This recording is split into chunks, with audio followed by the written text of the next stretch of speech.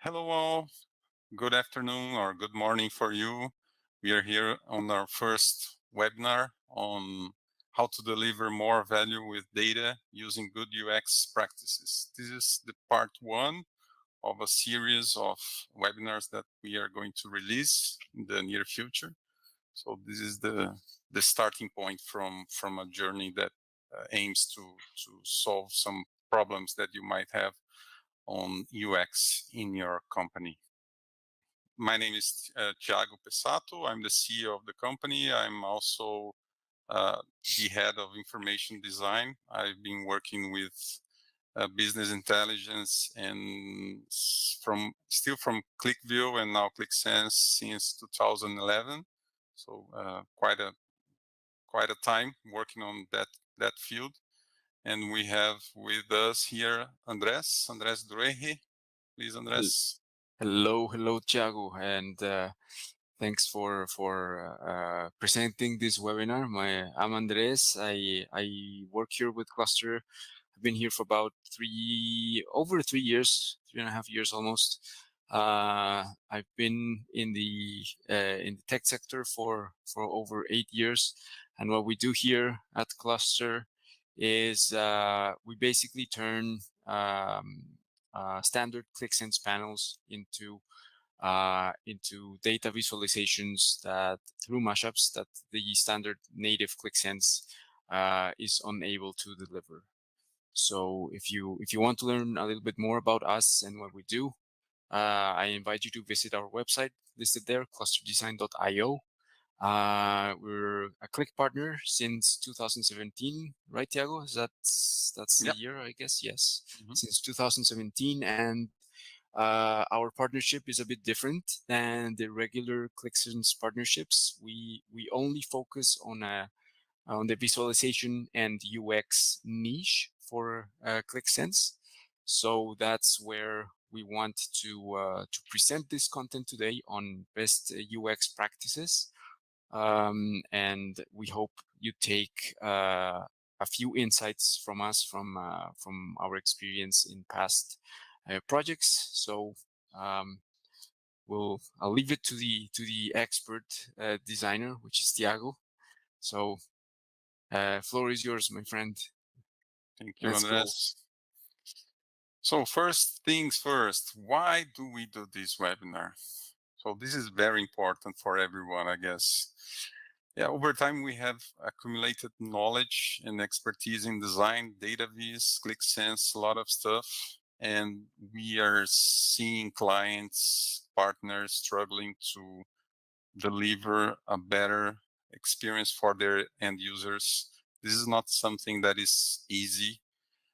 We know that ClickSense has some limitations, but we know at the end of the day that what the user sees and what they do in terms of interface is part of the user experience. So besides the loading time, besides all the data gathering stuff that partners and clients already solves well, the UX is the front line and very important in terms of what the user really feels about the panel. So we want to share this knowledge through free and quality content. This is really important. We know how much we know about this content. We know that is important for everyone to know more about these things and to try to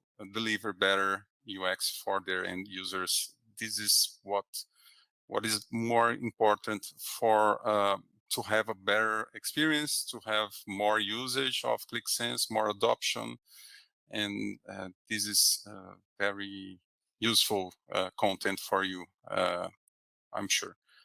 Yes. And also, please feel free to access our blog and resources. We have a website with a lot of stuff, with blog posts, tips and hints about UX and information design for ClickSense, for mashups, for extensions. and also more content, more ebooks, and that are coming. Correct. I would add there, Tiago, just briefly, that there on the resources page, that is going to be a sort of like a library of free content that will be constantly updated with free and added value content for everyone out there that wants to improve user engagement in ClickSense through through solid UX practices. So just a free thing also that for those sticking around until the end of the webinar today, there's gonna be a free surprise for you guys if you stick around. Perfect. What are we going to talk about today? This is our agenda. First, why should we talk about UX design? Also, the foundations of good data design. First point is know your user. Second one is guide your user. Andres will show us a bit of the new hub demo, which will bring those topics into life, into a live example for you to understand better. Also applying these concepts in practice. And also this content is just a part of a broader theme. As I already mentioned, this is probably going to be a 3-part webinar. This is only the first one. So we wanted to break into 3 parts to avoid keeping it so long for just one webinar. So why talk about UX design? Actually, the demand for data analysis is increasing. We all know that this is something that we are facing every day. We have increased supply in data offerings and analysis tools. Now, every company has a BI tool, analytics tool, sometimes more than one, more than 2. And new challenges arise as a result of having such number of panels and frameworks to solve BI challenges. And UX as a tool to deal with this challenge. So it's really important to understand that what we are facing right now is a tremendous number of panels, quantity of panels inside each company. The end user has to handle a lot of sheets, a lot of content, and not a lot of analysis, and sometimes they get completely lost. And that's our job on trying to understand their needs and try to deliver something that makes more sense for their challenges in terms of reading data. So, Tiago, just one question here. Would you say then that one of those challenges would be now, it probably has evolved over the years, but now would you say that people are suffering from an overload of content and overload of data? And then the idea would be to streamline that data via good UX. So to simplify in a sense. Sure thing, Andres.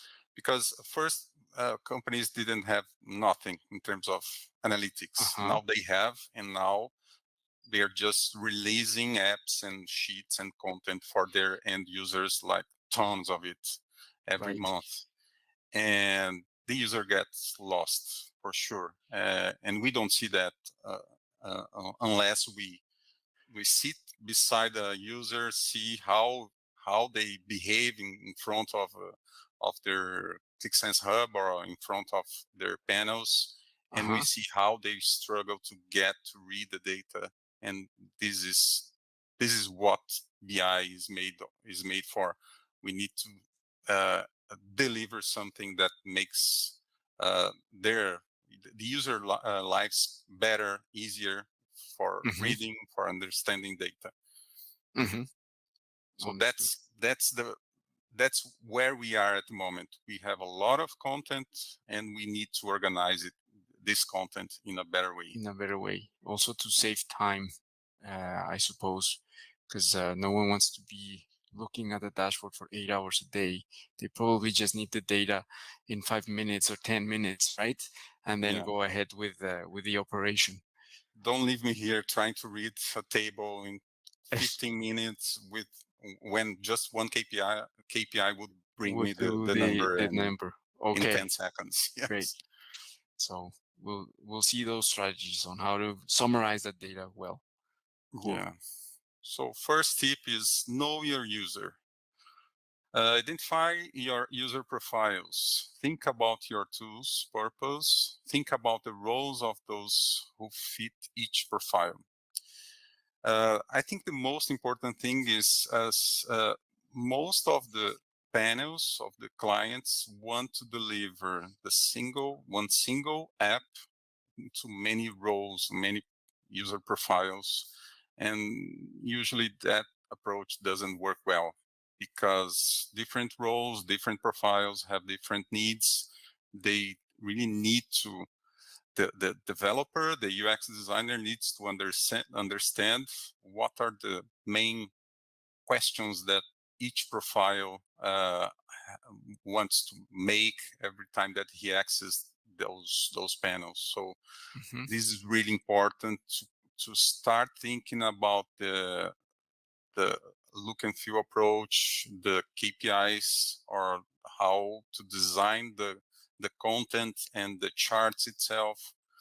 So it's really important to understand if you're going to build and deliver a panel to a C-level profile or to the guys on the operations. And if you want to bring the same look and feel strategy, data viz strategy, you want deliver a good interface for them, a good experience. So you might understand, identify those user profiles. Sometimes it makes sense to create different apps. If you have completely different profiles, you can do that. It would be better than just put everything together in just one place, in just one page, for example. So would this be to basically declutter a page? Because if I put everything for the CEO and then for the I don't know, for the commercial team also on the same panel, you're cluttering. For sure. The idea And would be to declutter that screen and have separate universes, so to speak, for each of them. Okay. For sure. For example, operational profiles usually looks for tables, detailed information, C-levels. They don't need to to gather or to look at this kind of information. They need to see the whole picture. How is it sales going? How is the operations? How is the financial and everything? So this is a larger view of the whole thing. And also it's important to highlight, think about your tool's purpose. So to solve what problem are we building a mashup or a panel or an extension or whatever, data analytics interface, what we're trying to solve. We have to know this purpose, and this will drive our solutions in terms of UX and in bringing, for example, a table or a line chart or KPI, whatever. We have to have this purpose in mind and to deliver everything around this purpose. Okay. Also think about the roles of those who fit each profile. So you really, the best would be for you to understand the profiles and also the roles inside each profile to see if there's a difference between each role in terms of reading data, in terms of need of information.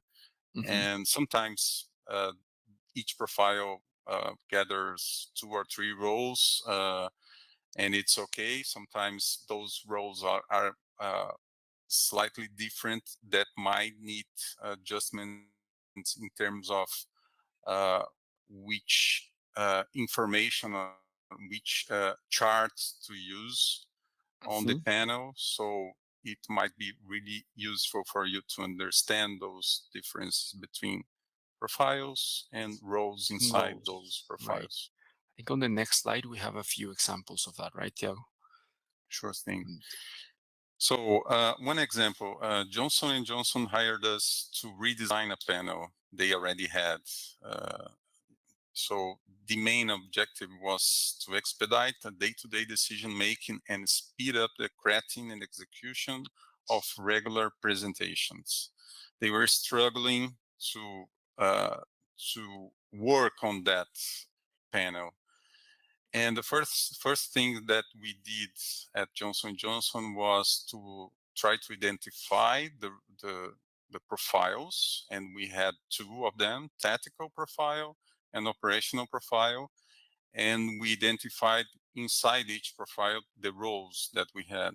So sales manager at the tactical profile, also the CVT manager, and also trade marketing brand managers. So we had three roles inside one profile.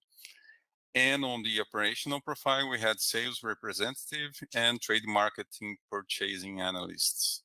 And so just two roles inside each operational. But it's important also to have an idea of how many users we have on each of those roles to be sure where to aim first in terms of interface and UX. For example, if you have 20 sales manager and just two CVT managers, it might bring us into a different approach uh, to to try to solve a business information designed for those managers, those sales managers, because they are in a wider audience than the CVT manager, of course. So it's really important to understand who and how many do we have in each panel. Mhm. Okay. So really know your user. Schedule conversations with those profiles you already identified. Important is to create a roadmap for yourself before having these conversations, covering topics such as user needs, user difficulties, business goals, main metrics that are need to be tracked, and whenever possible, record these conversations for later review. This is important. Sometimes we can't just take note of everything we hear, we talk about. It's really important to record, and we are safe with that in the future. So user needs, user difficulties, business goals, main metrics that are need to be tracked. I Okay. would only add here then it's sort of like an interview. So prepare questions for your users to answer and spark conversations with them, like their main pains, and then try to identify them, and from there that ensures that the solution that you are going to provide is actually solving a problem for them, uh, and not just staying with the I think this is the problem. No, you know that is the problem because you have uh, talked to the person who is actually suffering from that problem, right? Yeah, it's really important this, because sometimes it's not the designer ideas that has to come into the interface. We have to really know and see their the user needs to bring what they really want. Correct. It's not That's a right. matter of opinion, but it's a matter of need, actually. Hmm. We have a neat example here to bring that theory into the real world, and it's something that we've done with our product here at the company, which is called NewHub. Briefly, I'll explain what NewHub is, and then how we solved this different profiles, identities within the product. So New Hub is basically a dashboard that centralizes access content of ClickSense into a single environment or a single place. So the aim here is to organize content exactly like that, like we've just talked about, based on each user profile. So for example, the girl there that you see, she's a CEO or C-level management. She's going to see a different set of data there, more KPI driven than the analyst, which is our guy on the right. So they will access the same URL, the same access point, but the content that is being delivered on each screen for each user is different in that way. So we're maximizing the time that that each profile is spending in the tool, and we're making sure with this that they get the data that they need for decision making at the C-level on the one hand, and for operational purposes, a bit more granular data on the other hand, right? So that's one of the main selling points of New Hub, and why our clients love it. It's because it allows for that segregation, and then users are more satisfied. So it's not just that it's a pretty interface; it actually serves a purpose for the end users, and that's right. Yeah. So another tool that we've brought to ClickSense users that is tied to this topic is the resizing and customizing of cards on the homepage. So we've rearranged content to display in a very neat way that actually summarizes key metrics to specific users. So, for example, there you can see that each we've given the autonomy to each user to configure their homepage according to their own priorities. So they have a set of tools available for them. They can resize the card, so they can make the card that they see as most critical for them in the operation as taking more screen size, as well as they can have the ability to reorder them, so prioritizing their content based on those overarching parameters that make sense to optimize their time as they see fit. That's it. Thank you. Okay, topic 2 is guide your user.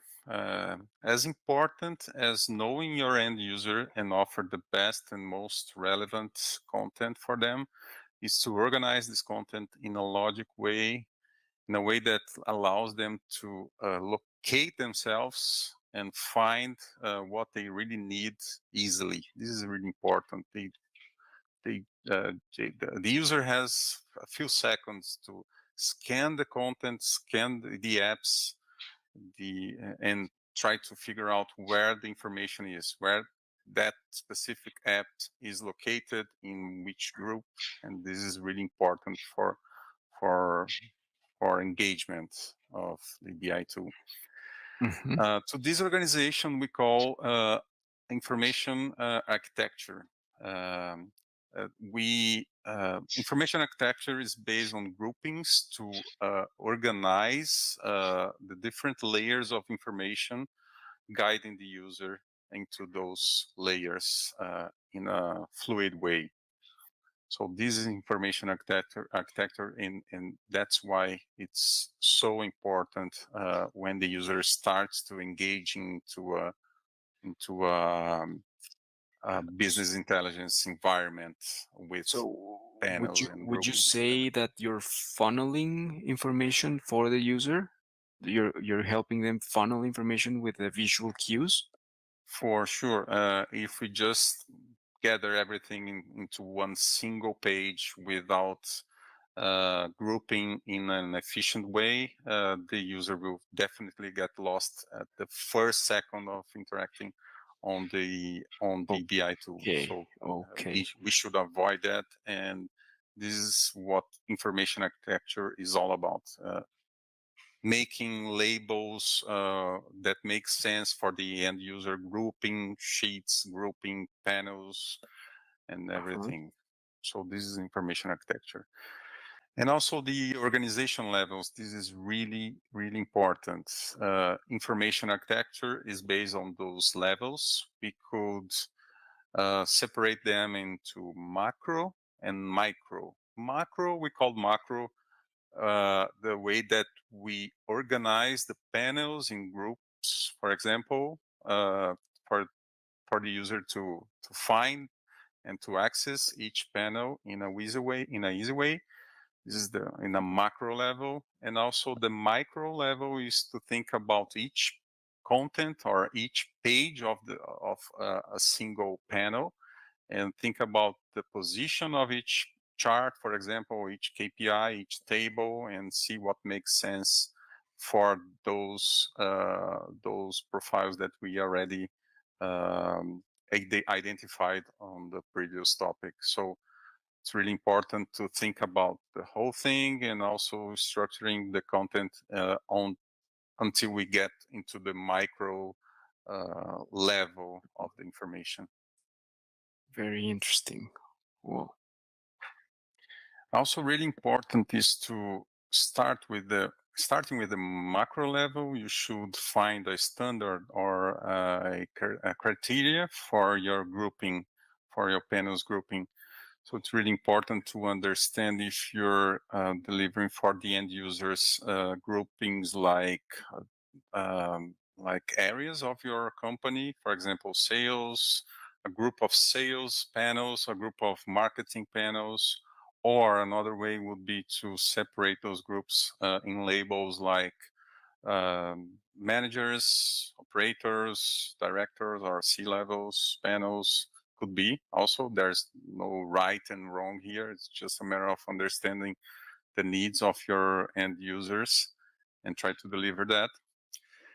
So this is that first topic, is finding a criteria. Also, it's really important on these macro level is to avoid some common pitfalls. For example, it's really common to see content organized in security rules, for example, in security issues that doesn't make any sense for the end user. And this is really bad for the end user when they need to, for example, try to find a sales panel inside the Click Hub, and they have to struggle between streams to see if that panel A is on stream X or is in another stream. And for the end users, if we're talking about sales and there are 2, 3, or 4 apps, it makes more sense to have those apps in one single group, and that's the best way to deliver that for them. Yeah, that's very interesting, Thiago, because it reminds me of how we solved this organizational issue with New Hub. We'll go into detail later, but we segregated the logic between a click and stream and the visual macro level organization in a like what it means visually. They are two different things, and we treat them that way with UX in mind, right? Okay, now going to the micro level, in which we take care of not of the grouping of the panels, but in a more detailed level, which is the sheet level or the app level, when we see each chart or each information that the end user will actually read. So first thing is try to identify relationships and gather those informations in a logic way for the end user. Let's say that you have a sheet with a lot of charts and KPIs and tables, and you need to organize them. If you have, for example, in the same sheet some sales charts, and you're just leaving them at the top, some charts at the top and some at the bottom, and this is kind of lost on that sheet or on that page. This is not good for the end user. You should group them and try to use a clear name on that grouping. This is give clear names to information groupings. This is really important. This is a mistake that I would say that 90% of developers end up doing, like giving less attention to labels, titles, grouping information in a sheet. For example, trying to use a bigger header and group those 3, 4, 5 charts and KPIs below that bigger header to let the user read more easy and try to find that information. This is really important on a micro level. Also, it's really important to invest in a good navigation system, which is, it's so basic this, but sometimes we miss the basics, is to let the user know where they are and where to go next. So this is really important, how to navigate on the system. Having navigation between sheets, really easy to see, to handle.